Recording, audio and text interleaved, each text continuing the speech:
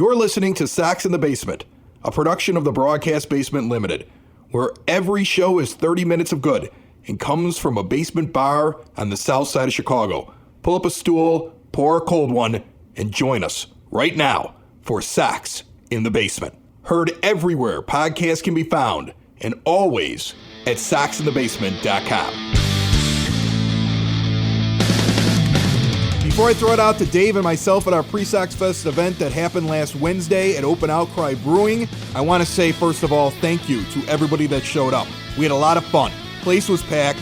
Gave out a lot of Sox in the Basement autograph hats. Those are the Sox in the Basement hats that have all the white space around the logo. You can fill in all of your signatures you're going to collect at SoxFest or even throughout the year. If you're looking to get your hands on some of the swag or hats that we had, don't worry, there's lots of hats left. I ordered these things just for SoxFest. I want to give them out. They're free. The SoxFest schedule for this weekend, 3 to 9 p.m. on Friday, 8 a.m. to 4 p.m. on Saturday, 8 a.m. to 3 p.m. on Sunday at the Hilton Chicago. Kitty O'Shea's is a bar that's inside the Hilton. There's a couple places you can go drink in there, but Kitty O'Shea's is the place that I like to hang. I'm at least going to do that on Friday, so when they open at 11 a.m., I'll be there with hats. When the event ends at 9 p.m., I'll be back at Kitty O'Shea's. Come get your hats. If you're not going to make it there and you want to find all the other places we're going to be, because we're going to be in the event when the event is going on, don't worry about it. There's like a lounge area in there. There's all kinds of places for us to gather and hang out.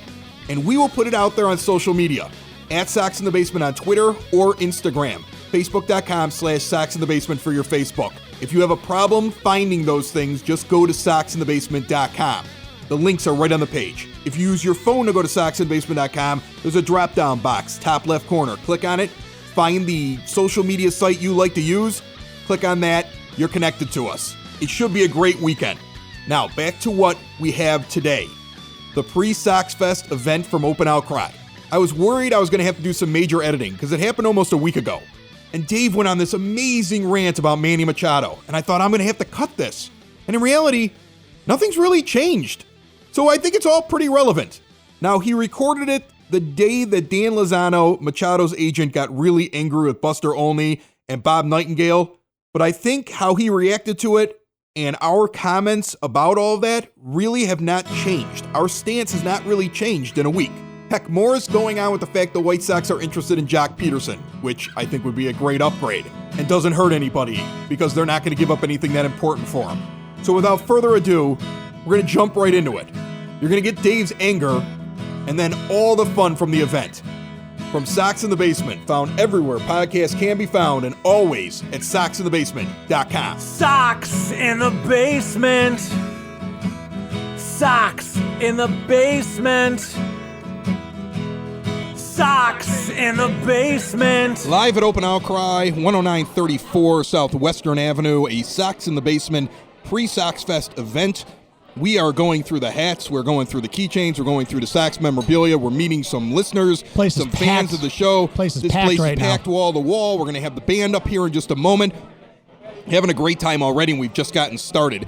Met a guy up at the bar that's going to come over in a little bit, actually played a little ball. Big fan of the show, dragged his girlfriend out here tonight just because he wanted to see Sox in the Basement. Awesome. Probably to take his mind off of the ridiculousness that's going on today. Now, what I'm about to bring up to you right now, Chris, is a major development. Well, I can't, and I think so. Well, I want to hear what you say because I think you are so fired up, and I love when you get this way, right, and it's such a rarity. You don't get it often. And you are angry. We said on our last show, it came out at 4 a.m., Wednesday the 16th. That the White Sox were probably the only team that was in on this thing, and Machado's camp must be panicked. And before it hit noon, go ahead. So we have had multiple reports as to the nature of the deal that the White Sox have offered Manny Machado. The first thing that we heard was 7 years, about $200 million. Then, as we had talked about on one of our podcasts, there had been a rumor come out that it was 8 years, $250. Now, what has happened since is that there had been a report that came out from Bob Nightingale, and Buster Olney backed it up. And although he is not mentioned in what I'm about to read to you right now, you can pretty much put Bruce Levine in this category of reporters too, because he came out since this and doubled down on it. Now, Right. I am going to read to you. Look how angry you are. I'm going to Like read we're to in you we're a in tweet. open outcry right now, and there's people that are here because of us, and then there's other people who are looking at you like, why are you so angry and shouting in the bar? Shut up, Chris. This is Fired Up Dave. You're This is what so you want. angry. So I am about to You're read to frightening you. me. I am about to read to you a tweet from Dan Lozano of MVP Sports Group, the agent for Manny Machado. He released the following statement regarding recent reports today. This came out at about 4 p.m. today. Here's the quote. I have known Bob Nightingale and Buster Olney for many years and have always had a good professional relationship with both. First of all, remember what I said? These guys get their sources from agents, and I've been saying that now for a while with these two guys. So that right there is a hint to the fact that he's had a good relationship with them. Or in the case here, they're going into business on their own. Maybe. But let me. Maybe. I'm gonna talk about that. All right. I want to get through this tweet because this is a very long tweet and it's very important. I don't want you to hit me. You'll be quiet. Yes. Since when? I'm going to be quiet right now. Okay. So Just remember, it's a half-hour podcast. Dan Lozano of MVP Sports Group, the agent for Manny Machado, released the following statement regarding recent reports. I have known Bob Nightingale and Buster Olney for many years and have always had good professional relationships with both. But their recent reporting, like many other rumors in the past several months, have been inaccurate and reckless when it comes to Manny Machado. I don't know if their sources are blatantly violating the collective bargaining agreement by intentionally misleading them to try to affect negotiations through the public, or are just flat out lying to them for other reasons. But the truth is that their reports on the details of the White Sox level of interest in Manny Machado are completely wrong.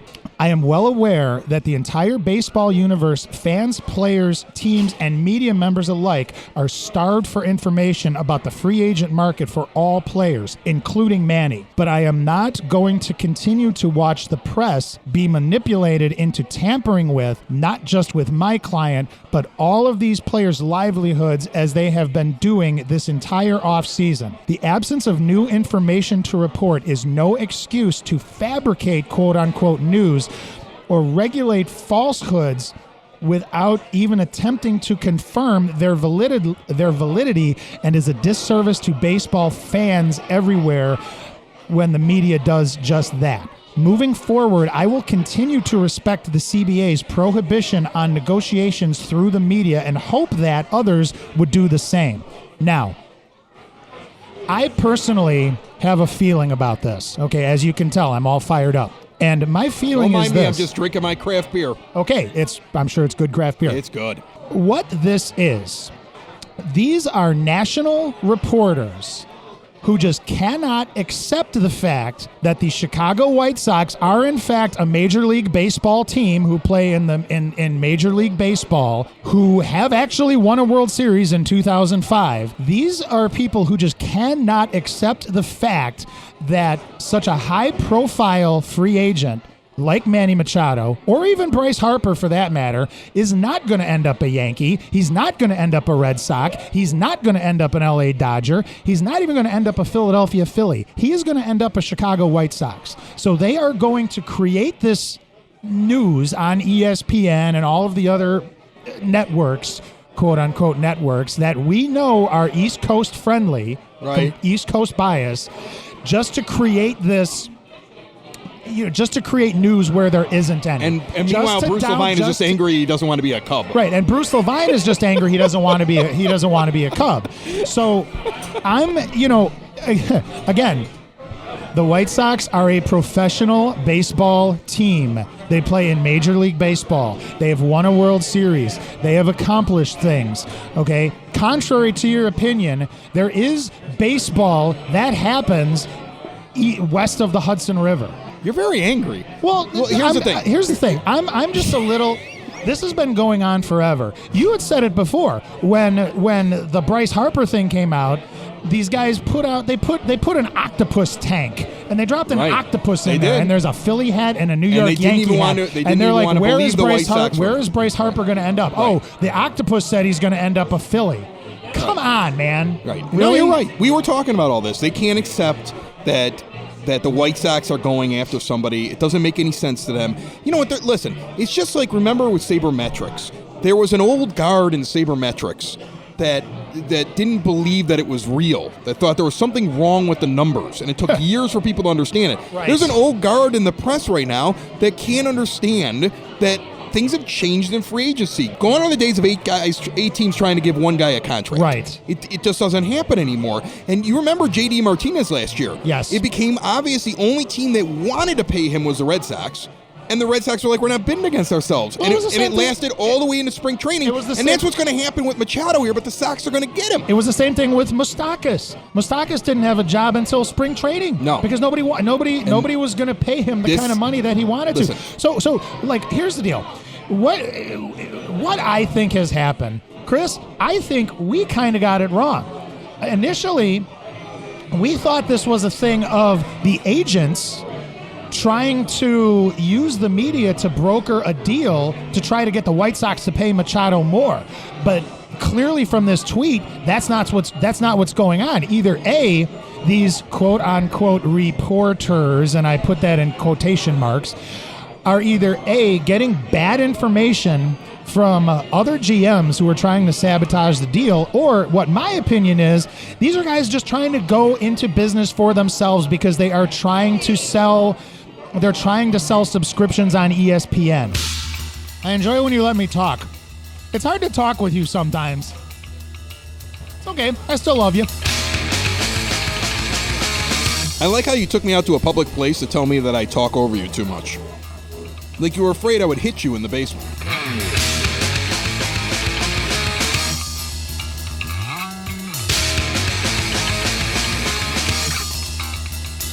It's a good growing moment for us. And we've only known each other for 4 decades, but it's good that we've gotten to this point. Yeah, well, I don't talk over you in real life, do I? No, Just on the podcast. on the radio. All right, I'm sorry. It's okay. You don't have to be I'll sorry. work on it. You don't have to be sorry. We're going to SoxFest. What is the biggest thing you want to do at SoxFest? Oh, wow. And I mean, the schedule is not official yet. Who do you want to see? What do you want to do? 3 days, me and you cuddling. Okay, we're Well, going to do okay, some cuddling. We're going to go to Kitty O'Shea's. We're going to do some shots. Then I we're can going to tell do you some what cuddling. I don't want to do is cuddle with you. Yeah, I think that's hurtful and mean. Well, you know, man, I can be hurtful and Okay, hurtful so and you're mean, going to but SoxFest. What do you want to do at SoxFest? I Is there would- somebody you want to see? Yes, I would like to meet Ron Kittle in person. You've never met him in person? Never met Ron Kittle in person. So My he was. funny thing is that I think what's crazy about the whole Ron Kittle thing, and I'll just let you know a little secret here. Sure, of course. Okay, I met Ron maybe 5, 6, 7 years ago, and I was sitting in a 300 level, and it was a rain out. And it was one of those years, Adam Dunn sucked. Oh boy. The team sucked. Everybody hated baseball in general by June. You know what I'm saying? Yes. And Chris Ranji's trying to tell everybody that it's all our fault because we're bad baseball fans because we don't I understand remember that those the team days. is good. I remember those that? days. I remember those Don't days. worry, it's all going to work out. It'll all even out. If he hits 140, that means he'll hit 350 in the second half. Remember that? Oh yeah. Right. So, and I'm sitting there, and I'm in the 300 level. My dad's there with me, and we're sitting at the bar. And that was back in the good old days of the 300 level. If you've ever been in the 300 level, maybe 5, 6, 7, 8 years ago, they had a couple of girls that worked back there, and if you were up there regularly, it was like a Southside bar. I don't want to call them out or anything like that, and maybe I'm just telling stories. But if they knew you, you know how you keep the money on the table in a Southside bar? Oh yeah. You could do that there. Really? And every once in a while, they didn't take from the pile. It was Nice. like being a Southside bar. It was like a Southside bar. Sometimes all they needed were the free drink chips to put out there. On bad game days, they're like, you spent a lot of money for these tickets, and we suck. Here's a free drink. So the least they could do is give you a free drink. Right, as for long your as you got it off trouble. the tap, they just refill it for you. Okay. Exactly. They Okay. were wonderful up there. So anyway, I'm sitting there, and of course, Ron must have known that this happened. Like he must have been like, this game sucks. I'm gonna go get a couple of free beers. You would think that being Ron Kittle, he would just like be able to walk around the cell and get free beers anyway. No, maybe he does, maybe he doesn't. maybe there. I'm sure he can't walk on. I'm sure he can't be on the 100 level. No, he would and get walk mobbed. up, But I'm and, saying, and walk up to like a beer vendor and be like, "Can I get a beer?" They're going to charge him for it. You see what I'm saying? He's got to find a couple of friendly places where they know where he is, who he is. 300 level where was everybody knows your 300 name. level is one of those bars in the cell or whatever it's called now, guaranteed rate field. Okay, in the rate, it was the cell then. 300 level bar. It's down the third base line in left field. That has always been like just kind of like a hole in the wall type thing that most people don't realize is there. And if you're up on that level, you can kind of walk over. And you know what's crazy is it used to be you had to be a season ticket holder to get on that level. You can just buy those seats now. Like I sat on a 300 level last year for $7 a seat. I had to buy 4 of them, and there were only 2 of us going. And I'm like, $14 a seat to sit in the 300 level. Cool. And I had great seats there. Yeah, I remember like on a those. Wednesday. They used to not sell those. No. Like those were. Now okay. you can get them anywhere, like in the secondary market. But anyway, you go down and we'd sit at the bar. And the great thing was if the game was terrible, the bar would you couldn't leave the bar and come back in, but you could just sit in there, and they would stay open well after the game. So Ron must have been like, I'm going to do that. So he comes down and he sits down at the bar, and I'm talking to my dad, and my dad just looks at me while I'm talking. He goes, and I'm wearing my Kittle jersey. Oh, nice. And Kitty sits down right next to me. Like he must have been like, here's a guy in an 83 Kittle jersey and a terrible day. I'm just going to go sit next to this dude. On a terrible day when like the team is terrible, there's nobody in the park, it was kind of drizzling, and we're sitting at this bar. And he grabs a seat right next to me, and he must have looked over my shoulder while I was talking to my dad, like laughing. Because my father recognized him right away. Oh, yeah. And my dad like goes, turn around. I'm like, what? He's like, turn around. I turn around, and Ryan Kittle's sitting next to me. He's like, what's up? And I'm like, oh, hey, what's up? And I had this big conversation with him. So, he signed my jersey, and we had a big conversation. And I was doing a podcast at the time called The Broadcast Basement, which, Still are. I'm still doing it. Still doing it. It's beer-centric. It's a little blue. It's like some friends of mine. We've been doing it for like 10 years. It's got like something like, 50, 60,000 downloads. It was once one of the top 100 comedy podcasts in the world, according to Stitcher Radio. And in reality, we never did anything with it except just goof around. But I'm telling Ron about it, and he subscribed to the show in front of me. Really? Then he Nice. followed the show, and he followed me. So what's funny is that Ron follows me on Twitter. He follows the show on Twitter. He's subscribed to the show. So I know Ron listens to the other show. And meanwhile, when we had him on Sox in the Basement, he could not figure out it was the same guy. I could tell. Remember? Yeah, he could not figure out that he knew me. Right, And it was right. so funny because I know he listens to the other show. That's my funny Ron Kittle story. So I would love to hang with Ron again and almost have him like put it together right there. Like that would be kind of fun to do. I would definitely like to meet Ron Kittle. I would like to see Yolmer dump something on himself in front of us. That would be cool. I'd like to meet Bo. I've never met Bo. Yeah, Bo Jackson. There's I was another there in one, yeah. 93 when they clinched, and he ran by. I was like in the second row in right field the day that they clinched against the Mariners. He run around with the sock. I loved Bo. I've never met Bo face to face. I'd like to meet Bo. I mean, I'm sure that it would be like 2 seconds with him, but I'd like to. Now, I might get in his autograph line or something. I think, if he's doing autographs. This was a while ago. Bo Jackson still lives here in Chicago, doesn't he? Or at least he has a house. You're saying after we here? get out of Open Outcry, we're going to go over to Bo's house? No, I'm not. I'm just saying, like, he's around though. Like he's like, cause I thought he had a property out in Orland Park or something like that. Maybe he doesn't anymore, but at one point I thought he did. Oh, you want a hat? Yeah, man, have a hat. Go for it. Yeah. Hold on here. Do me a favor. Just tell us your name in the microphone. My name is Dave Vorazell Hall. Yeah? Everybody knows me as Cord, and everybody knows I'm an avid Sox fan. We are live at Open Outcry, 10934 Southwestern. It is a beautiful night, handing out the Sox in the Basement autograph hats. We have the Sox in the Basement bottle opener keychains. We got White Sox swag that the team sent us, and we've got great beer. And the guy that's responsible for this spot, for letting us hang out here, and for the great beer and food is John Brand, the owner of Open Outcry Brewery. John, how are you? Gentlemen, how are you? Thank you very much for letting us come here. Thanks for having us, John. Yeah, glad you guys are here. Thanks for coming. I appreciate it. And you know what? I really love your brewery. I'm a big beer nut. And it wasn't hard for me to find a place that we wanted to do something at because I've been in here several times. You have. I love the food. I love the craft beer. You guys are constantly making something new. That's what it seems to me like. Like today I came in here for lunch just before we did this, and your brewer was just emptying something and like getting it ready, and you got another one coming out tomorrow, and he's telling me what your plans are for the next couple of days. You're always doing something, right? For two reasons. One, out of necessity, we're a lot of thirsty people around here, so we're selling a lot of beer, which means we got to keep brewing. So we just brew to keep the pipeline full. And then number two, that's been our philosophy since we've opened. We have 4 or 5, maybe 6 core beers that are on pretty much all the time, and then we rotate new, interesting, innovative things around that. So we're always trying to do new things so that when folks come in, they know that they can get the same 2, 3, 4 beers that they know and like. And then there's always something different for them to try.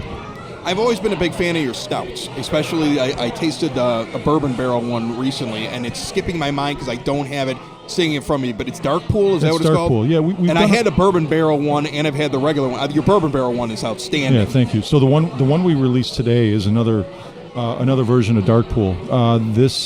All our barrel-aged stouts we've done in Journeyman barrels. We have a really nice relationship with Journeyman out of Three Oaks, Michigan, where when we brew a Russian Imperial Stout, a couple days before it comes out of the fermenter, we'll drive out to Three Oaks, we'll pick up 5, 10 barrels, bring them back to Chicago and fill them right off the fermenter. The one that we dropped today was aged 11 months in a Journeyman Featherbone Rye barrel. Nice. So it's our base Russian Imperial Stout in the Featherbone Rye, 11 months, and then we added crushed Metropolis coffee beans to it, and it sat on the beans for I think 4 or 5 days, and we just released it today. Now, I love your brewery. I think a lot of the things that you put out are spectacular, but there has to be, and this is the question I ask all the time when I speak to somebody that is a brewer, there has to be every once in a while you guys try something new, and it comes out and you go, poof, we're not even serving that. Has that happened? Yeah, How often does that happen? My dog died when I was 7. We can talk about that too if you want. You don't put beer on that you don't want to drink yourself. So it happens occasionally. Knock on wood, lucky for us, it's only happened once or twice where there was a beer that came out. We weren't comfortable with it, or it wasn't a beer that I felt proud to put in front of somebody, so we dumped it. And every brewery experiences a batch like that every once in a while. It's happened to us once or twice, for sure. I'm sorry that I brought up a tough subject. Yeah, no kidding. I could see that you're upset with me. I know. I still think about my high school girlfriend and when she dumped me. We can talk about that too if you want. Okay, before you get out of here, you a Sox fan? What do you think's going on with the team this year? Are you into it this year or what? I'll honestly, sports fan, grew up on the South Side. I feel good about following both teams. Right? Okay. I'll be honest with you. I like both teams. So he's a Cub fan. He's a Cub fan, Dave. Nobody follows both teams. No, it's a negative. I do. I really do. Okay. I grew up in the mid '90s, so those Blackjack McDowell teams with Wilson Alvarez and Robin Ventura. Okay, he's throwing names out. And He's Harold legit. Baines and all those guys. I love that team. Frank Thomas. Yes. Ozzie Guillen. All those, I love those teams, right? Yes. And then they had the strike shortened year, and we didn't. Ruined everything. They ruined Broke what could my have been heart. a really good year for us. It was like a right? bad beer batch coming out. Should we talk about the girlfriends that broke up with us in Yeah, high I school? know. Thanks for talk bringing up about a sore open subject. wounds, Wow. right? I know the Sox are in contention for Manny Machado. and I haven't seen him a lot, but I know he's a stud. I know he's going to be expensive as hell. And they're going to get him. I'm convinced of it.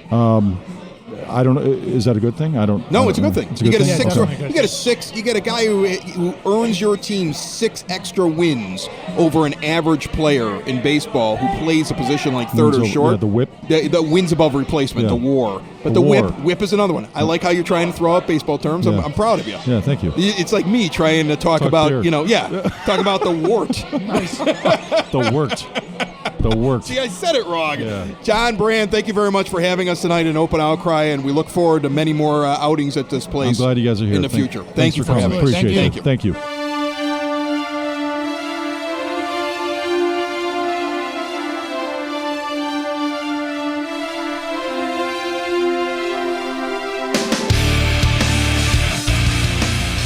Oh, gosh, Joe Creedy in the 2015 SoxFest. This is a great story. I'm in line for Joe Creedy. It's early morning, I think on Saturday. So it's Friday night, these guys all got in. They did opening ceremonies. They saw each other for the first time, some of them, in like 10 years, right?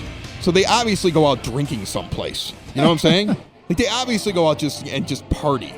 So it's Saturday morning, and my daughter, who played third base, and she still plays some third base, but was a third baseman at the time, she wanted to get Joe Creedy's autograph. Not because she ever saw Joe Creedy really play in his prime, but because her father always said that's one of the greatest defensive third basemen I've ever seen. His 2005, because she played third base too, so. His 2005 season is arguably one of the best seasons by a White Sox third baseman. I'm sure there's other people in there, but he's definitely in the top 5. His World Series playoff run was spectacular. My father kept looking at me saying it's like when I watched Brooks Robinson. He had one of those kind of series. So everything even that he did. Even the announcers were making that comparison, I thought too. Joe Creedy should have been the MVP of the World Series. And if Jermaine Dye was sitting here, I would say, Jermaine, you had a great World Series. Joe Creedy should have been the MVP. So I'm sure Jermaine will tell you that, too. She's heard me say that to her. So she's my oldest. She's Daddy's little girl. She was like, can we go get Joe Creedy's autograph? So we're standing in line, and everybody else's autograph lines have been moving for 15 minutes, and no Joe Creedy. And I'm standing next to a security guard who's trying to find Joe Creedy. And they're like, where's Joe, blah, blah, blah. And you hear this back and forth, and they're checking the hotel rooms. They find him face down in the hotel room of another player, opening up doors. Oh, boy. Sleeping on his face in the middle of the floor. That's what came over the radio. I'm listening to this conversation. Like, the security guards are laughing. We found him where? Face down in the middle of another hotel room. Okay? So they bring Joe Creedy Where's down. AJ and Rowan? They're responsible for this. Clearly responsible for this, okay? And I'm sorry, Joe, for exposing this story, but I was there and I watched it happen. And I was standing next to a guy with a radio. So they bring Joe Creedy down. And Joe Creedy reminded me of, like, college. When, like, he had that friend who slept on his face all night long after drinking. Like, he had one side of his face that was just beat red. Like, he'd been hit with a stick about 1,000 times. Because he'd been sleeping on it and the blood had rushed to that side of his face. So he gets up there, and we're moving along in line. So as we get up closer, you see Joe. Joe is just hung over the table, just signing autographs with his head down, muttering. And I see all these people. They're like, Joe, can I get a picture? He's like, no pictures. And he's just signing and moving on. Like, no talking to anybody. Right. And I'm preparing my daughter, like, you're going to get up there, and Joe Creedy is probably not going to want to have a conversation with you, sweetheart. And at the time, like, she's 9. Yeah, she's super excited about this, and I'm like, just give him some space when we get up there. Don't worry about it. And we get up there, and he takes the thing that she wants him to sign. She's in front of me, and he goes to sign it. And she spits it out real quick. She goes, Mr. Creedy, my dad said that you were one of the best third basemen he's ever seen in his life, and I play third base, and I just wanted to let you know that, and it's so wonderful that you're signing my thing. I wasn't alive for the World Series. I was born like 2 months afterwards. My dad always told me that, like, you were the best third baseman ever. And she just gets this out like just boom, boom, boom, boom, boom. right. And Joe just looks up, totally hungover. And he goes, your dad said that? And she goes, yeah. And he goes, you play third base? She goes, yeah. And he goes, you want a picture? Like, he's turned down everybody for a picture. And he goes, you want a picture? And she didn't even ask for one. And she's like, sure. So she comes around, and Joe gives the biggest smile on the face of the earth. I'll put it up. I have the picture. That's awesome. Biggest smile on the face of the earth, puts his arm around her. She's beaming, takes a picture with her. Beautiful moment. I'm like, and then he turns to me, and I'm like, oh, Joe, I just need you to sign this right here. Thanks a lot. That's my daughter. I really appreciate it. He's like, oh, yeah, no problem. I'm like, you think I'd get a picture? No. That's awesome. And then I was just pushed out of the line. That's awesome. All right, so we're going to see everybody at SoxFest. You'll be there. I'll be there. Follow us on Twitter at Sox in the Basement. Follow us on Facebook, facebook.com/SoxInTheBasement. Follow us on Instagram at Sox in the Basement. Hit those subscribe buttons on your podcast app of choice. Right. That's how you'll be able to get us every week. A lot of folks today were kind of like, hey, I'm not sure how I get your podcast. If you're getting this podcast and you got friends who are White Sox fans, tell them about it. It's really super easy, especially on iPhones nowadays, to go ahead, or iPads, to go ahead and subscribe to this podcast. So All right. go for it. So now here's the other thing. If you want to follow us during SoxFest and you're not sure and you don't remember, where do those guys say I should go to follow us? Just go to SoxInTheBasement.com. If you go to SoxInTheBasement.com, not only can you listen to the show, not only can you find different ways to subscribe to the show through different podcast players, but you have links to all the places on social media that you can follow us, okay? So make sure you do that so you can find out where we're at. We're going to try to put out a couple of special episodes from SoxFest, updating you throughout the week, and then we'll have our big wrap-up on our normal Wednesday following SoxFest. But you listen to Sox in the Basement for updates. We're going to try to get in there and ask some questions. My hope is to get up in front of Rick Hahn and be like, Rick, Chris Lanuti, Sox in the Basement. And he'll just be like, nobody cares. See what I'm saying? But I'm looking, and then I want you to be standing behind me after I ask a question, just to be like, Rick, Dave, Sox in the Basement. Just wanted to ask a follow-up question. Like, I want to bombard people. I'm going to bring the little mini recorder. We're going to have some fun. We're going to try to hunt down some players. We're going to try to find the behind-the-scenes stuff. The stuff that nobody's talking about, we're going to try to find. So we're going to be in the lobby in the middle of the night. I've run into ball players in the bars at 10 o'clock at night and had beers with them.